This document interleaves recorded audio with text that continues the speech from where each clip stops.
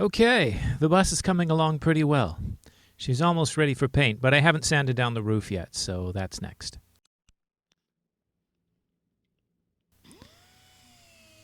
I thought maybe we could discuss what I think is the worst book in the world. The title is The Secret by Rhonda Byrne. It's classified as self-help, new age spiritualist stuff, but it's sold 30 million copies. She says her only intention was to bring joy to everyone, but she still asks for $28.99. The premise here is that your thoughts attract the things you think about, so you should think more positively.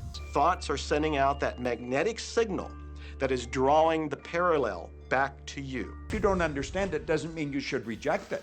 Anyways, this new agey positive thinking stuff is usually pretty harmless, and the placebo effect is real, so this kind of thing can actually be effective.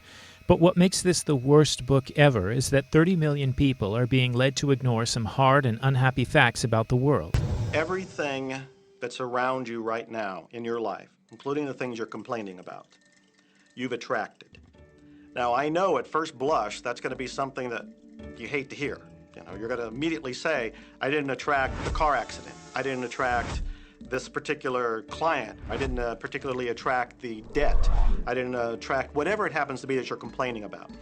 And I'm here to be a little bit in your face and to say, yes, you did attract it. Book could be #1. I was really very excited about it because basically the message of The Secret is the message that I've been trying to share with the world on my show for the past 21 years. The message is that you're really responsible for your life. You are responsible for your life. Do you see how this is such an attractive idea to wealthy pumpkin spice latte drinkers? They earned what they got. They owe nothing to society, to their community, to the poor people who do all the hard labor, to the people in developing countries chained to sewing machines and factory floors with suicide nets. According to The Secret, we owe them nothing. And their message about how diseases work is worse than wrong. It's downright dangerous. Our physiology creates disease to give us feedback, to let us know we have an imbalanced perspective and we're not loving and we're not grateful. So the body's signs and symptoms are not something terrible. How can they claim you can't catch anything unless you think you can? That impure thoughts are the cause of all disease? Disease cannot live in a body that's in a healthy emotional state. Here it says, do not listen to society's message about illness. Aren't there laws against this kind of thing? Maintain that appropriate physical distancing, maintain all of the safety measures that are in place, and wear masks when needed.